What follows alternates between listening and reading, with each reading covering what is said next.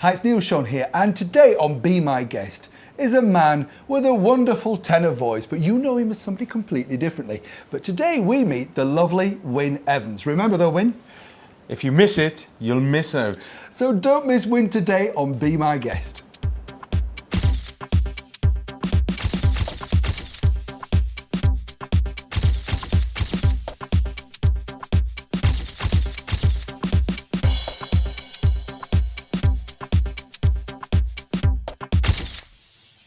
Be my love, for no one else can end this yearning, this need that you and you alone create.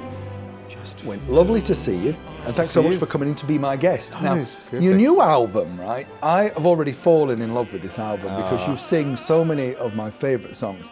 Let's start off with, of course, one of my favourites, Because You're Mine. What does that mean to you? Because You're Mine. I mean, it's just such a beautiful song and it's got such fantastic lyrics.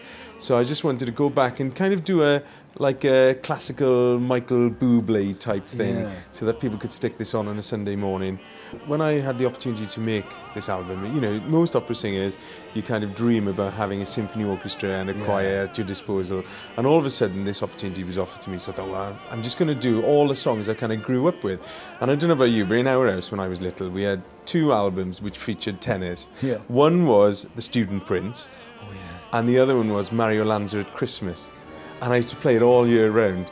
I used to play this 12 months of the year, fell in love with Lanza, fell in love with the films. And so I thought, well, I want to be really honest with myself when I make this album. And so I just recorded all the Lanza songs I've loved since I was a kid.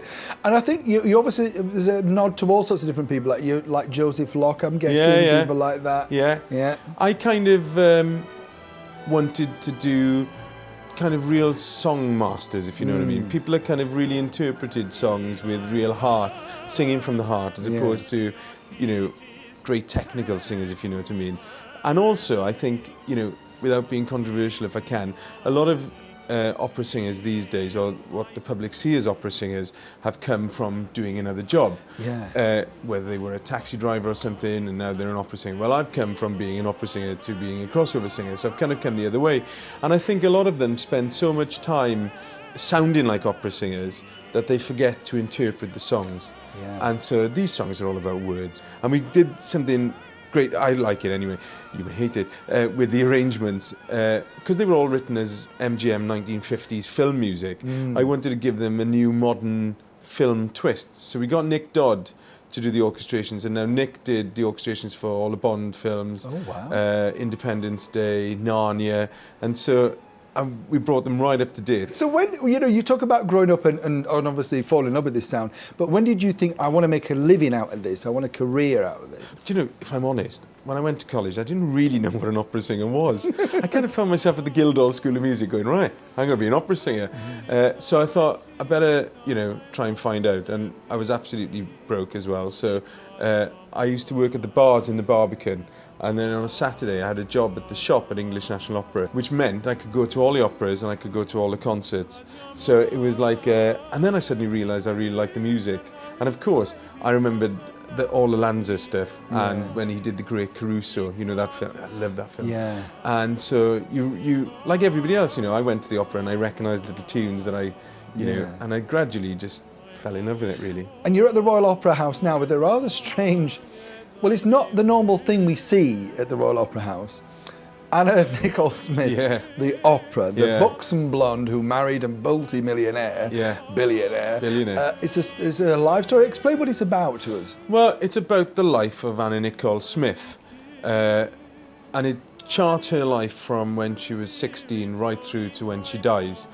It's a fantastic bit of theatre, you know, even though I say so myself. The music is very it's very classical, but it's also got a little bit of West End showbiz in with it, and the lyrics were written by Richard Thomas, who wrote Jerry Springer the opera. Oh right, yeah. And so, you know, his interpretations are gritty and very real. So there's nothing on the stage that we haven't seen 1,000 times before at Covent Garden, but it's in English, so it's, you know, people can understand everything that's going on, I hope. And Yeah, and I hope it gets a new audience because it'll bring new people into the opera, which is what, every art form needs that. Now, for anybody who's struggling to place you, you are the face of and the voice of a price comparison website, Go Compare. But this has really taken off and it's changed your life, hasn't it? Yeah, I mean, we wouldn't be here today if it wasn't for that character. Really. Would have your new album. No, exactly. And you can't even see the holes where they bolt the moustache on anymore, can you? It's kind of it's all sealed over. Yeah. I went for the audition for the job and I just started to sing the song for them.